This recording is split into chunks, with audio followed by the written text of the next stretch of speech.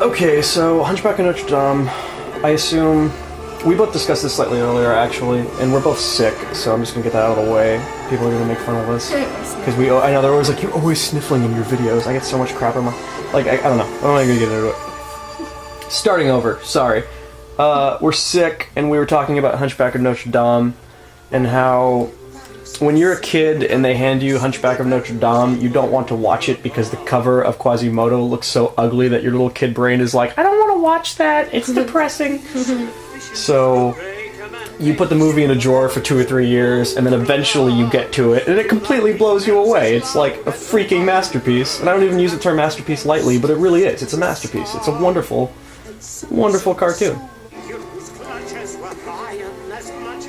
It has the greatest Disney villain of all time, by far. Like, Judge Claude Frollo is the man. He's the law, so he's a better villain than most. Most of the villains are family members or jerk-offs, but he's like a judge who can actually sentence you to death. So he's an authority figure that's evil, which is rather rare in a Disney thing where it's like, yeah, question the man. Like, very rarely in a children's cartoon do we have, like, the legal figure being the one that's evil, you know? And I think that's really an important message for the kids. It's kind of like, be wary of everything.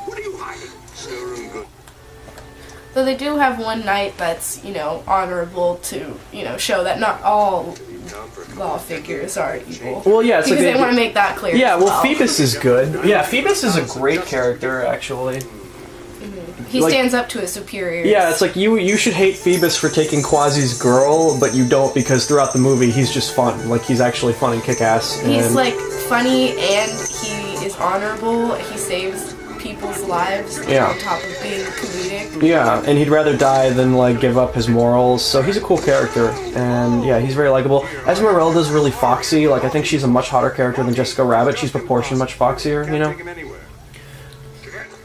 But yeah, from the very first scene, you have Frollo kicking Jasmine's look-alike to death. And that's like Quasimodo's mother. Yeah, Quasimodo's mother gets kicked to death in the first 2 minutes of the movie, and it's like, whoa, this is Disney. Like, that was awesome when I was a kid, because it was like, this is a good villain. And I know, and then he goes to throw the baby in the well. I know, it's just like baby in the well time, which is completely, it was like goosebumps on my neck when I was a child. Is he gonna do that for real? Yeah. And then the other thing, too, is when the priest comes out to chew him out, he doesn't even think he's bad. And that was terrifying when I was a kid, because he was so obviously bad, he looks bad, he is bad, his horse is evil as shit, and he doesn't even think he's bad. He's just like, she ran, I followed her, it's not a big deal, I can't help that she died.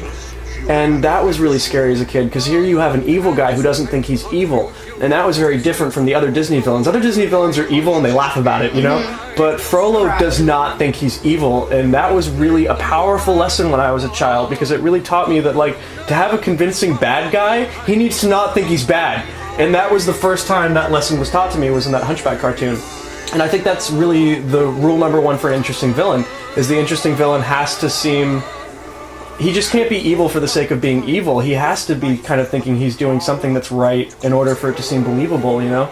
And it creates a scarier villain. But yeah, he's just kicking women to death in the first scene and wanting to throw babies in the well, and that's when you first meet him.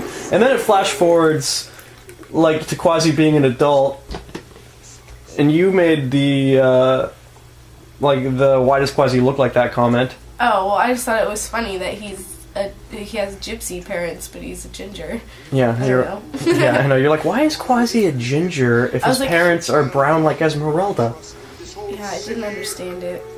It didn't seem like they were actually his parents. Whatever, Quasi was not full of dominant genes, it seems. Yeah, so I didn't think it was Quasi a big didn't deal. make out in the genetic level. He didn't really do too well. But I do like when you see how Frollo treats him as an adult, and he's got that horrible song that's just about, like, you're a piece of shit, you know? And you are ugly.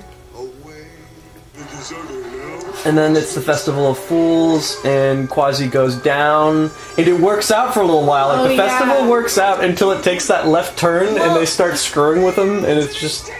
The problem is that at the Festival of Fools, everyone, because Quasimodo is so hideous, everyone just assumes that his real face is a mask, because they just don't think that that could possibly be a real face.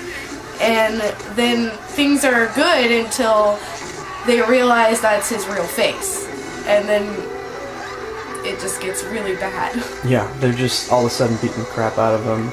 And then, of course, Esmeralda saves him, and it's like a gesture of kindness, which you haven't gotten any kindness in this movie until Esmeralda actually saves Quasimodo. That's the first nice thing that actually happens in the entire film. Well, up until that point. Mm-hmm. And then, of course, she runs into the church.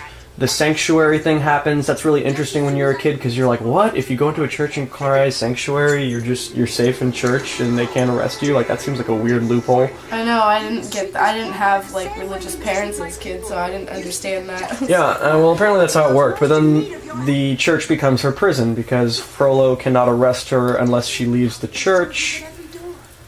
And so she's stuck there. That's how she meets Quasi. They develop a little bit of chemistry. They do that acrobatic sequence where, they climb down. Oh, yeah, he helps her escape. Yeah, he basically helps her escape secretly, and that's how they develop their friendship. She gives him the necklace, a little bit of a riddle, and it gets. I think she maybe even kisses him. Actually, she gives him like a peck on the cheek or something, and he just falls like any good nerd. Quasi falls madly in love with the first girl that ever shows any kindness to him.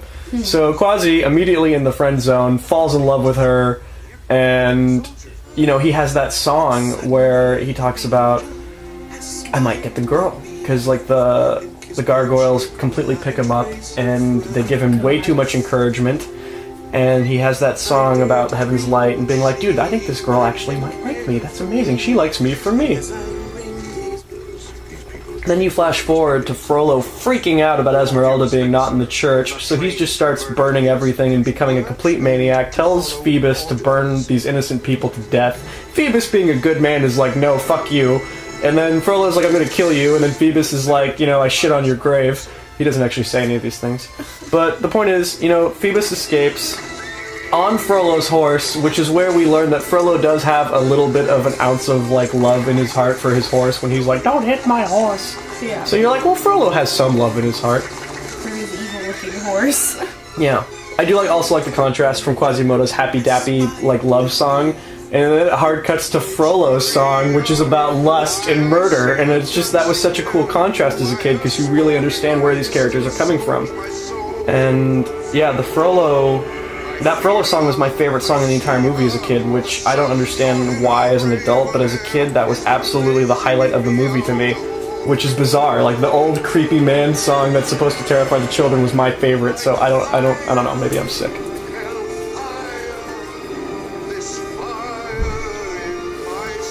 Yeah. Anyway, Phoebus escapes. Esmeralda takes Phoebus up to Quasi's place, because she's like, oh, he'll be safe there, which is not really the smartest move. Quasi, being in love with Esmeralda, of course, says, yes, I'll take care of Phoebus. Then Quasi witnesses Esmeralda and Phoebus making out, which of course breaks Quasi's heart, and then the movie so cunningly goes back to that song that was hopeful, like a few sequences earlier. The Quasi, I think this girl loves me song basically plays in his head as he's watching her make out with the new guy, and then he tears apart the card, and it's just like, yeah, that's some harsh medicine for the kids. It's like the idea of like, what, Quasi, did you think you were gonna get the girl? No, you're ugly, don't forget that, this is the real world. Did you think this was Disney? So I just, that is just awesome for any boy that's been in the friend zone, which every boy has, and that movie is like the idea of... Actually, it is Disney, because if you think about it, Disney doesn't hook up characters that aren't equally the same attractiveness. The most attractive people will always be the two couples, usually the prince and princess of the story. And then there are the few ugly characters in the story who are good, but they are always later, if they ever actually get somebody, because they kind of do show that in the background sometimes, it's always someone who's like equal to them. It's never another hot chick shows up or another like handsome stud shows up. It's always like, oh, the baker loves you or the maid loves you. It's yeah, it's like the witch with a wart kind of thinks you're cute. Yeah. Yeah, so I thought that was funny, and that Quasi does not ultimately get the girl plot-wise. Okay, so then it flashes forward, and Frollo tells Quasi that I know where the gypsies are living, and I'm gonna arrest and murder all of them tomorrow. So Quasi and Phoebus basically team up, they find the gypsies, and Frollo follows them because he tricks Quasi, and now everything is falling apart. And we get into the third act, which is by far the strongest part of the entire movie, and it has a very strong third act.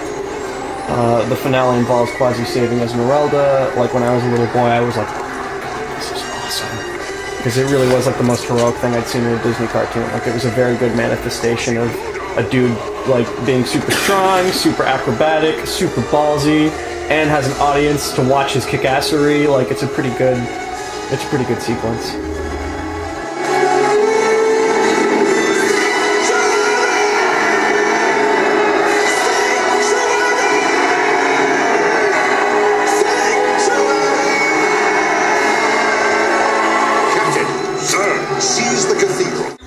And then, of course, it's the final showdown with Frollo, and it really is where Frollo is just the greatest Disney villain of all time. Like, it really comes down to him trying to hack apart Quasi with a sword, and he's just so evil. And it really comes full circle with just Frollo, dying. Frollo does the Bible quote and then falls to his death. And thematically, that's fantastic. And then we have the conclusion, where Quasi does not get the girl, but he does get the love of the people, and they put him on their shoulders, and they all walk off, and it is kind of a happy ending. Frollo's dead, Esmeralda's alive, and Quasi has everyone liking him. They're no longer throwing fruit and beating the crap out of him when he walks outside. So, I mean, things are looking up at the end of the movie. So it does kind of have a happy ending, but man, the ride is harsh. It's a harsh ride with a happy ending, and I really liked it. Like, I thought that movie was a good example of, yeah, give kids some harsh stuff and they will really enjoy it, because you're not doing them any favors by just making it puppies and rainbows all the time. And that stuff can be interesting to kids. But yeah, that movie has now become my favorite Disney cartoon of all time. I could literally just, rant and rave about it. It's fantastic. Well, I think that the movie is really good. I really liked it. I definitely didn't watch it for years because of the cover, and I feel bad now. But I did enjoy the movie, and goodbye. Goodbye!